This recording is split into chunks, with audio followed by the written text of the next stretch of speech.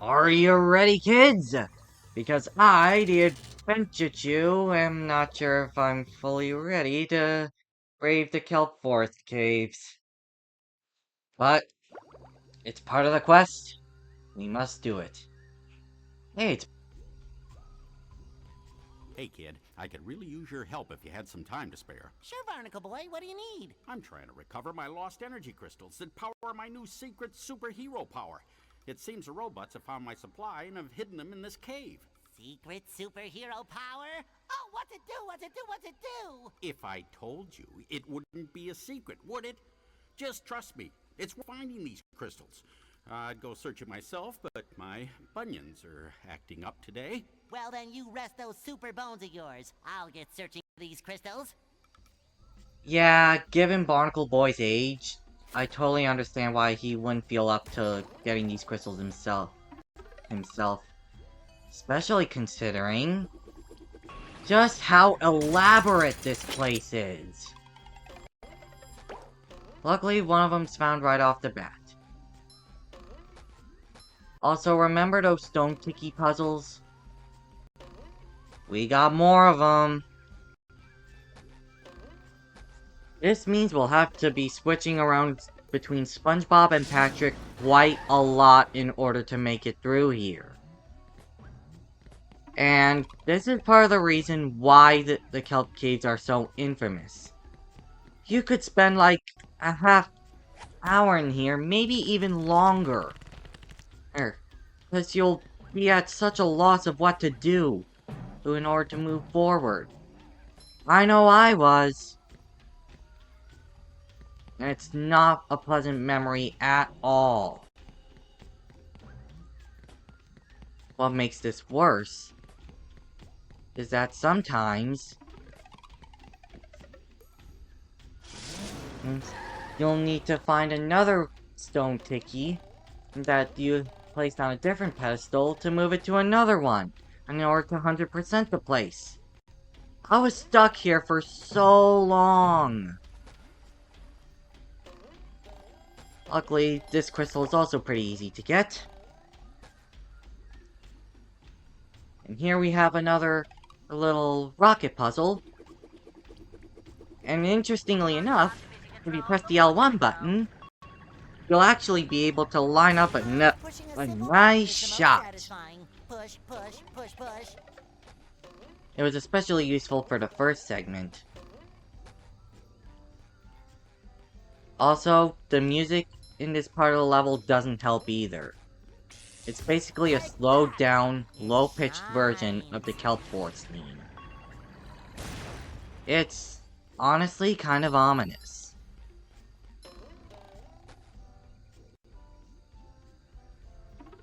It's like you're trapped in a dark cave with no way of knowing how to move forward. It's clearly a place most people shouldn't be.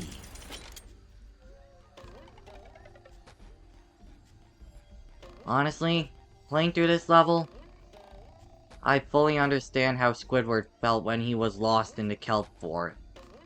When he tried to leave there himself.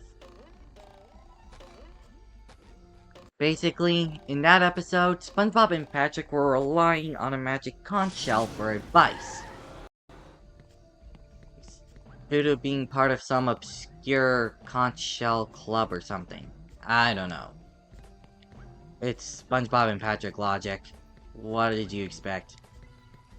And it's kinda understandable why Squidward would question all this madness. Especially when the magic conch shell says you can't do anything to get out of the kelp forest.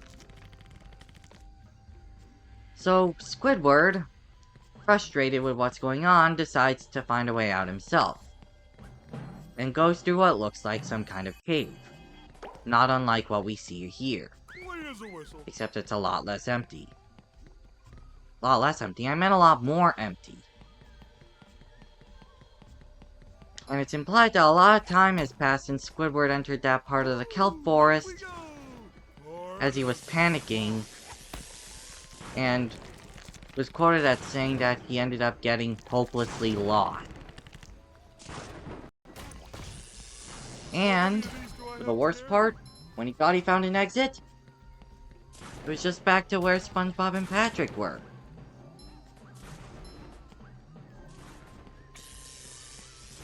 It's a place that no one would ever want to be trapped in. Oh, goody, another one. Luckily, there was just that one sock that needed to be found here, so we didn't really need to worry all that much about that. The only thing we need to worry about is activating all these buttons and making way for so the exit would make way for us.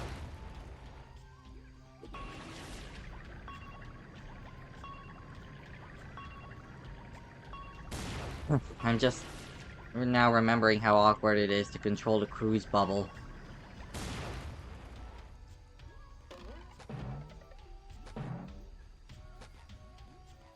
There's another thing we need to do with the stone tickies, so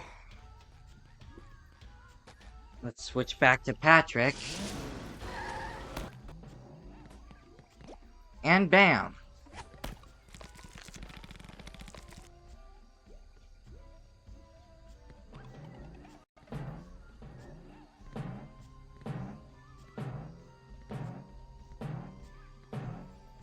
Oh, there's a purple shiny object, can't miss that.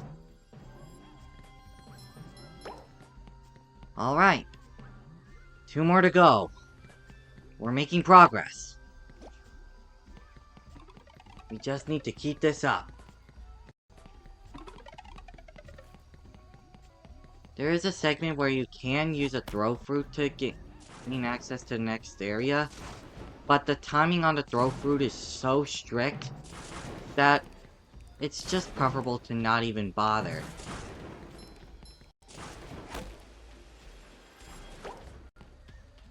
Right, 1 more to go. Let's kill that monsoon while we're at it.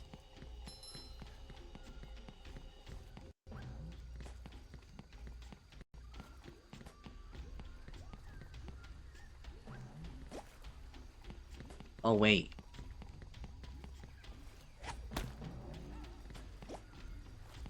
Oh wait. I have to use a throw fruit for this part. Blast it! Well, here goes nothing.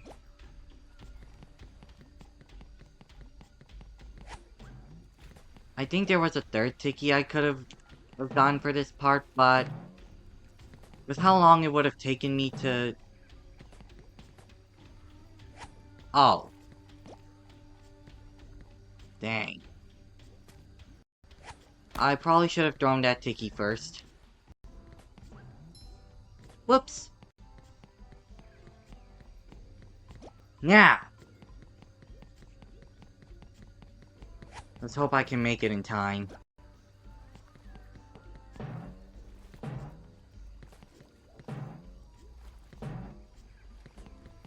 Huh. That wasn't as bad as I thought it would be.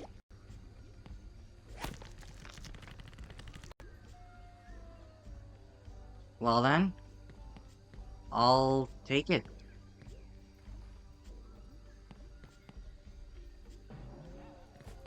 But now I have to traverse all the way back to this part of the caves. Just to switch to SpongeBob again.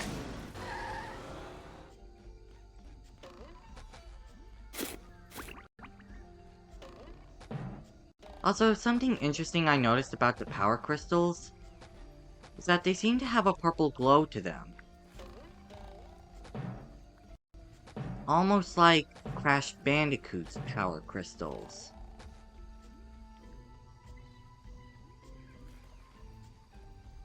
I'm willing to write that off as a coincidence, though, as nothing in the game really tells us that that was what they were going for.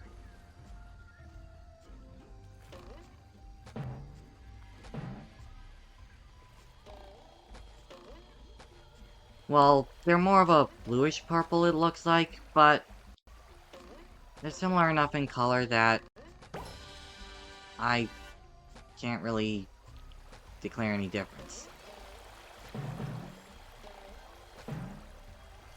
And that's all the crystals! One last thing to do is activate this pressure plate. And open that bar, so open that little case. So we can push this button.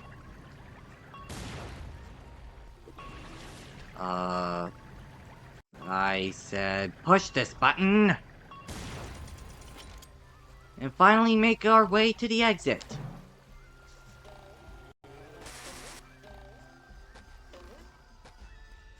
But first, we need to give these crystals to Barnacle Boy. He'll be waiting for them.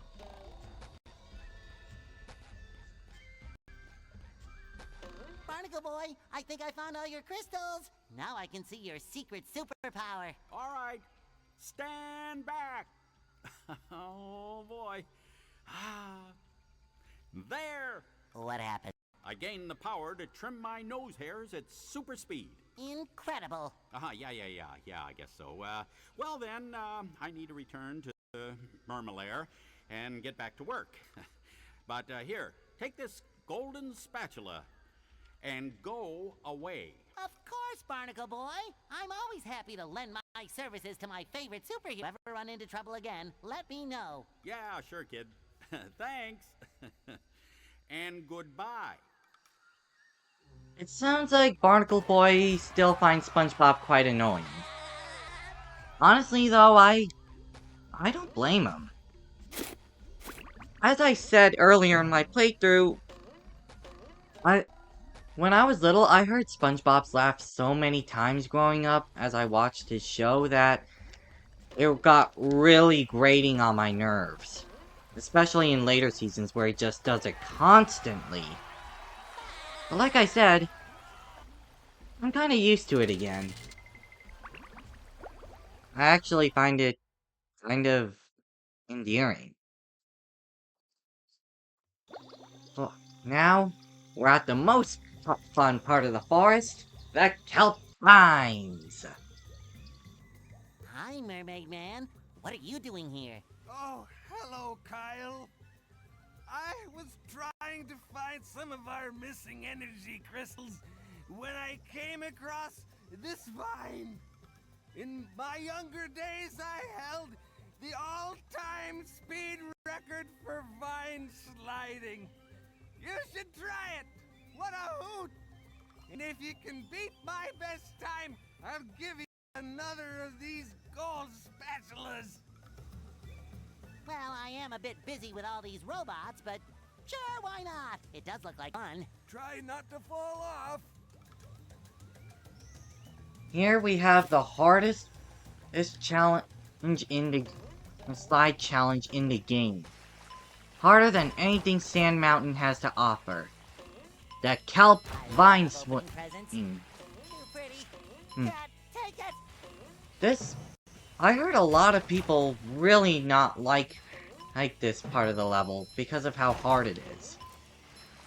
And I'll admit, it is pretty hard. With a strict time limit of only 110 seconds, failure is almost inevitable. But do I think that's a bad thing? No. In fact, I actually love the challenge here. It's not like getting lost in the forest caves that we just left.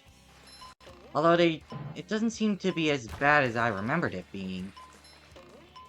Maybe it's just because I've had so much practice with it. Or maybe it's just because I've just gotten better at gaming as I grew up. Whatever the case may be, this is very fun. And this place basically encourages you to be a daredevil and do some pretty cool speedrun strats.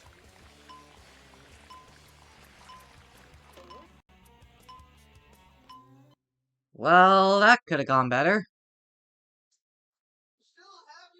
Still haven't beaten my record yet. Perseverance is the key! But you're the greatest superhero that ever lived. How could I, a simple sponge, top your record? Keep trying, youngster! Keep trying! If at first you don't succeed, try again. That's what they always say. Okay, now I'm curious. Did that phrase originate from that song from 100 Dalmatians 2? Or was that saying always a thing and the people of 101 Dalmatians 2 decided to just, hey, why not make a song out of it?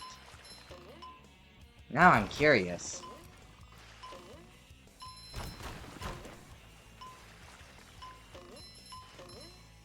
Anyway. While I do like the Sand Mountain challenges more, I'd say this is no slouch either. It basically encourages you to find the fastest route through. In fact, if there's something I can compare this to, it would kind of be like running a Super Monkey Ball game. Taking risky paths that would shave off so much of your time. Many more slip-ups later. No, I can honestly see why Mermaid Man would have such an insane record on a slide like this. Only a legendary superhero like Mermaid Man would be able to make such an amazing record of only 101 seconds.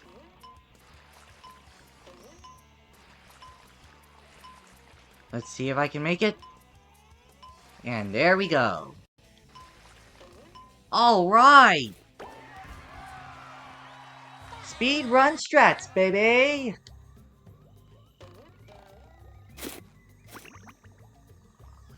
Well, now, that's some time you've gotten. I guess you could say I had that course.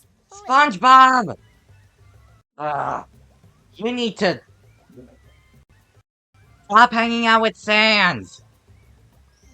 I guess I owe you a reward. Take this golden spatula. Thanks, Mermaid Man.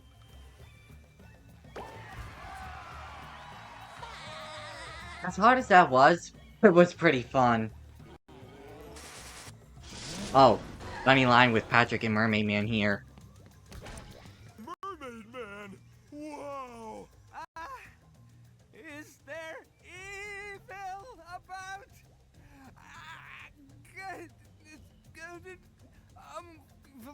Pudding!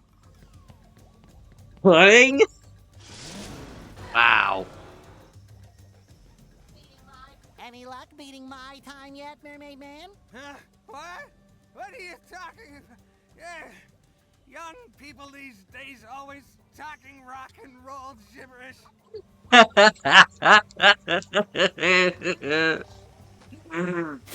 Oh, Mermaid Man. Never stop being funny, please.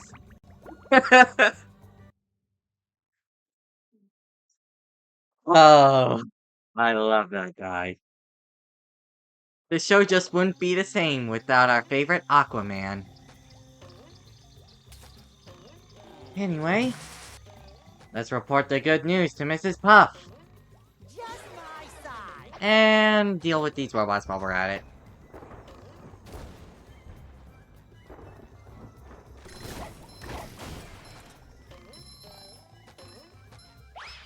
SpongeBob, there you are. Thanks to you, all the campers have safely returned.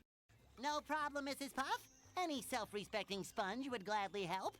And it was actually fun exploring the kelp forest. You're not so bad when you aren't behind a wheel, SpongeBob. Thanks again. Always glad to lend a hand, Mrs. Puff. I found this golden spatula the other day. Why don't you take it? You've definitely earned it. Wow, Mrs. Puff. I'll cherish it always. Along with all your other golden spatulas?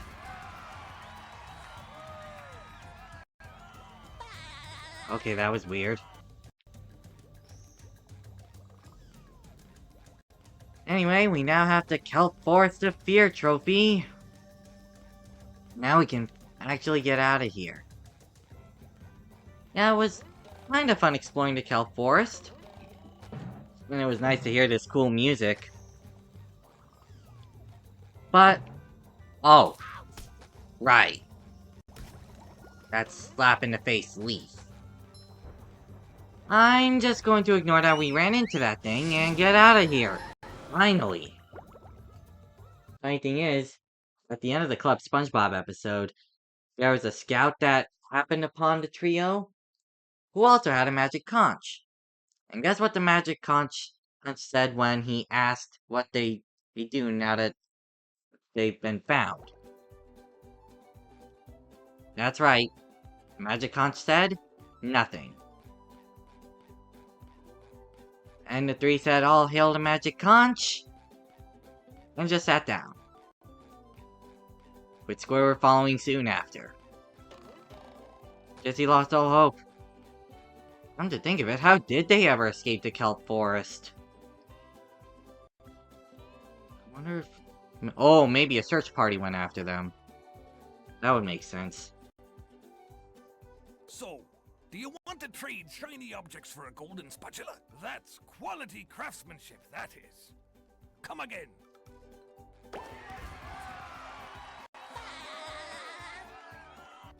Alright.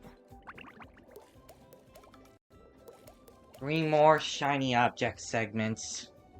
And only 1 more main stage. We're gonna need to do a lot of farming after this. Where's these stupid clam tolls? But now, it's time to head into the Flying Dutchman's graveyard. Are you ready to get shanghaied?